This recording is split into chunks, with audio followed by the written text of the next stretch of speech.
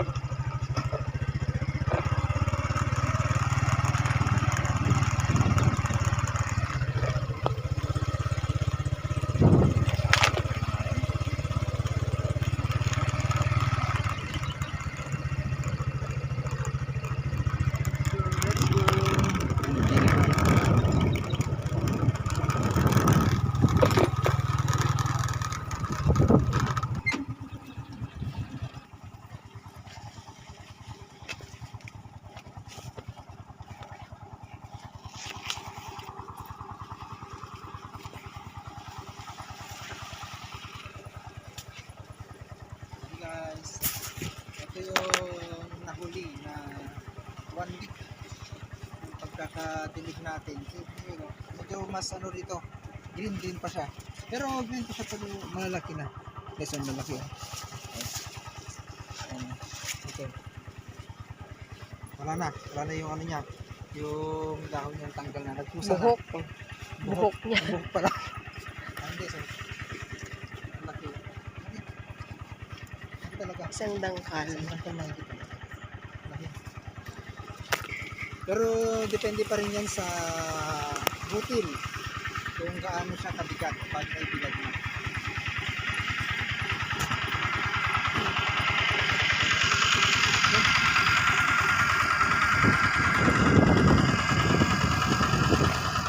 Ito yung mais natin. Lakas ng hangin.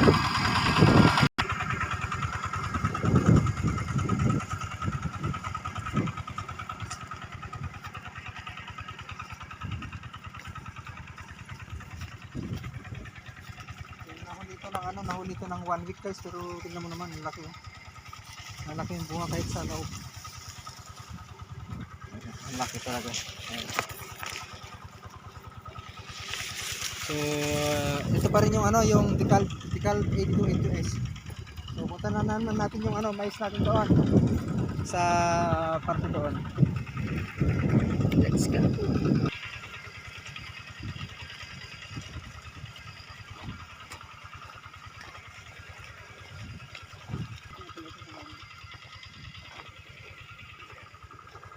Huling na itanim. Babatit ito ni. Babatit. Guys, ito yung sumunod. Ibang variety naman to. Ito yung NK6410. So mas mababa siya yung 8 decalb. Yan yung decalb. Yung tataas. See you guys, dito sa ano tinanim natin, zero tillage. Hindi to na tractor talaga. So nung pagkatapos ng ng anihan ng palay, ayan na, diniligan and then diretso na siya, tanim. Hindi po ito na tractor o na bungkal.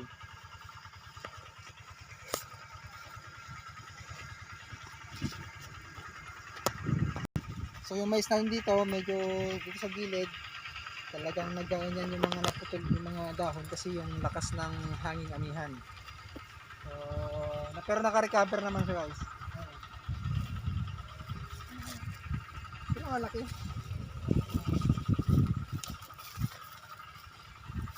Okay.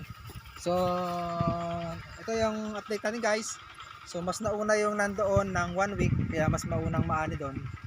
So, last na patubig na natin ng ating mais. And then, update ulit sa susunod na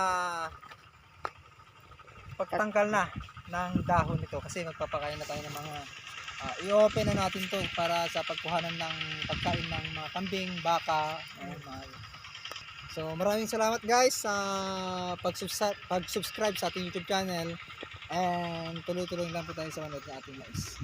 Bye! Bye!